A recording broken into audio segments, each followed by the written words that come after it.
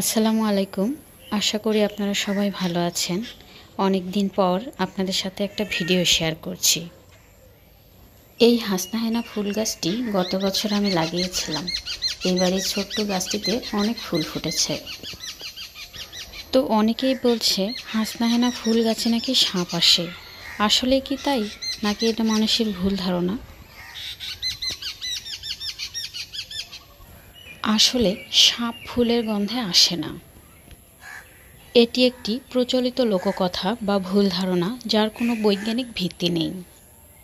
সাপের ঘ্রাণ শক্তি অত্যন্ত দুর্বল হওয়ায় তারা ফুলের গন্ধে আকৃষ্ট হয় না। সাপ তার সংবেদনশীল জিহ্বার মাধ্যমে পরিবেশের অন্যান্য সংকেত পেয়ে শিকার বা খাদ্যের উপস্থিতি টের পায়। তবে কিছু পোকামাকড় ফুলের গন্ধে আকৃষ্ট হয়ে হাসনাহেনা গাছের কাছে আসে। সেই পোকামাকড় খাওয়ার জন্যই সাপ গাছের নিচে আশ্রয় নিতে পারে, যা দেখে অনেকেরই মনে হয় যে ফুলের গন্ধে সাপ এসেছে।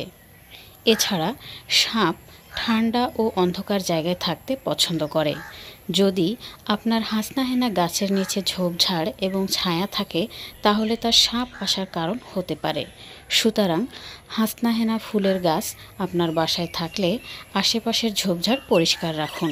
আশা করছি আর সাপ আসবে না। যাই হোক, আজ এ পর্যন্তই। দোয়া করবেন যেন গাছপালা, ফুল ফল এবং প্রকৃতি নিয়ে আরও ভিডিও বানাতে পারি। সবাইকে শেষ পর্যন্ত দেখার জন্য অসংখ্য ধন্যবাদ।